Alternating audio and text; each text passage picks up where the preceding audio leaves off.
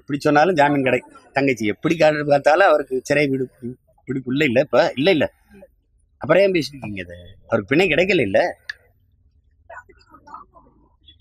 நீங்க உள்ள வைக்கணும் முடிவு பண்ணிட்டீங்கன்னா அது காரணம் என்ன இருக்கு?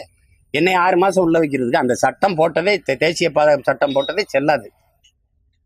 அதுக்கு உரிய அதிகாரி போடாம கீழ்நிலையில இருந்த அதிகாரி போட்டார். அதுக்கு எல்லாருக்கும் தெரியும். 6 மாசம் எப்படி என்ன உள்ள வச்சிங்க? ஏன்னா நீதிபதிக்கு திடீர்னு டிசென்ட்ரி வருது, நீதிபதி திடீர்னு டெல்லிக்கு போயிடுறாரு, நீதிபதி திடீர்னு கேரளாவுக்கு போயிடுறாரு. அப்ப ஒவ்வொரு அமர்வுலையும் ஒவ்வொன்றை சொல்லி 6 மாசம் உள்ள வச்சிங்களா? அது எப்படி? கடைசியா அடுத்த அமர்வுக்கு ஐயா எழுப்பி தர்மரா ஐயா ஹரிபரந்தாமன் அமர்வுக்கு போனோன்னு அரை மணி நேரத்துல விடுதலைன்னு எப்படி வருது? அதே குற்றச்சாட்டு, அதே வழக்கு, அதுக்கு எப்படி அதே நாள்ல விடுதலை, ஒரே நாள்ல விடுதலை எப்படி வருது? உள்ள வைக்கணும்னு முடிவு எடுத்துட்டீங்க சம்மா. அத நீங்க சொல்றதானே கேக்குது.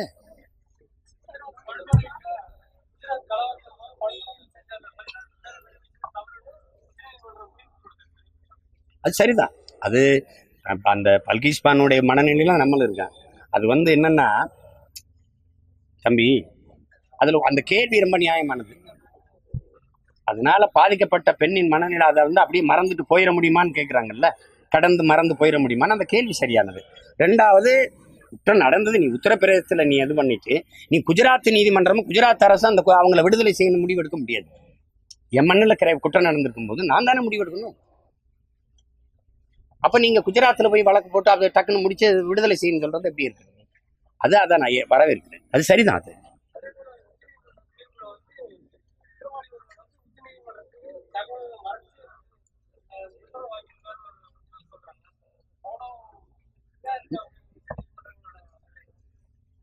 உச்ச நீதிமன்றமா இல்ல குஜராத் நீதிமன்றத்தை சொல்லி?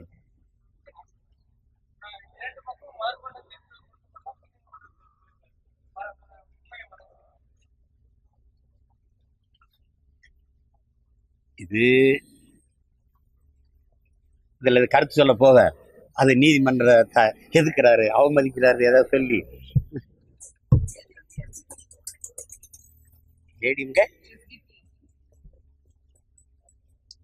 அவங்க விரும்புறாங்க, கூட்டின்னு போறாங்க. ஆனாக்கா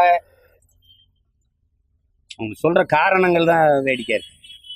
பிஜேபி கைவிட்டுட்டாங்க, எதிர்கட்சி தலைவரா இருக்கும்போது இஸ்லாமிய சிறைக்கதிலை விடுதலை செய்ய தீர்மானம் போட்டவர் கதவை திறந்து விடுதலை செஞ்சிருக்கலாம் தங்கச்சி. அதை பேசணும்ல. அவருக்கு விடுதலை செய்யறதுக்கு என்ன தடை? 4.5 ஆண்டுகள் ஆட்சியில் இருந்தார்ல.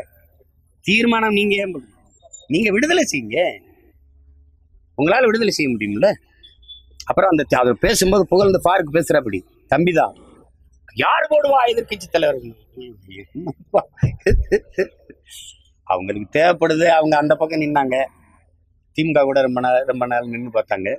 இப்ப அங்க ஒன்றும் பெரிய இது இல்லைன்னு இவர் விட்டுட்ட உடனே இங்க வந்துட்டாங்க.